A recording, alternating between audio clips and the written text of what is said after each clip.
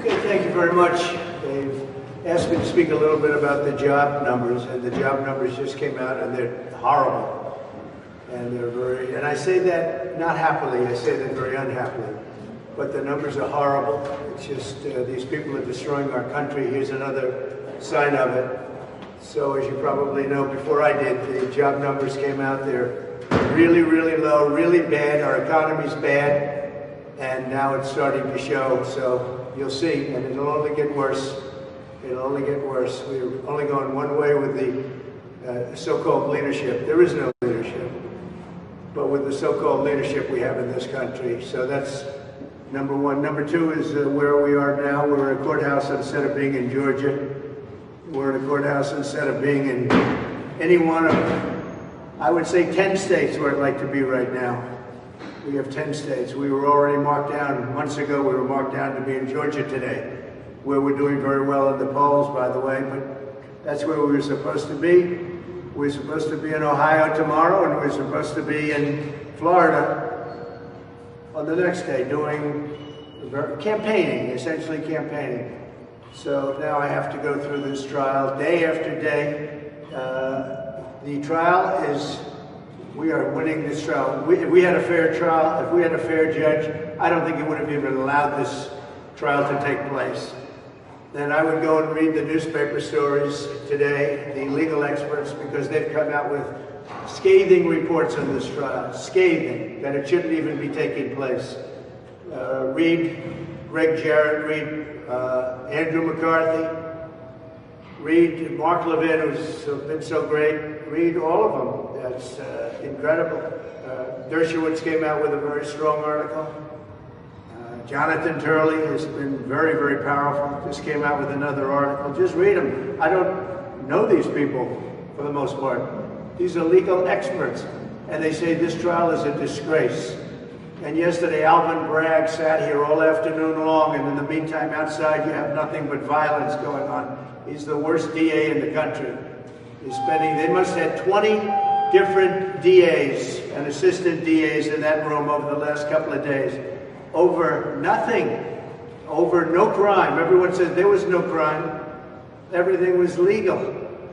And they're doing this because it's for politics. They want to get Biden elected. That's the only reason.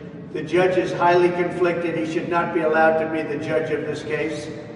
He's trying to make it as salacious as possible by allowing testimony that has nothing to do with the case. He wants to make it a nice salacious case, try and hurt Trump, but it's having the opposite effect, I think. We'll see, but the poll numbers are higher than they've ever been, and that's the story. But he's trying to make it as salacious. He's allowing things in that have nothing to do with this case, nothing to do with it.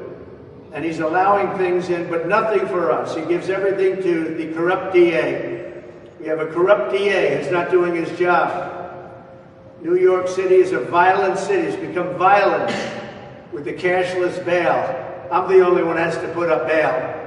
So I just want to tell you that the case is going fine. We have a corrupt DA. We have a corrupt judge who shouldn't be on this case. And it's a disgrace to America, and it's a disgrace to our court system. And I had two other judges. Engoron's an example. He refused to listen to the appellate division. Judge, it's a cabal going on, by the way. He refused. I won that case. That's the Attorney General case. I won that case.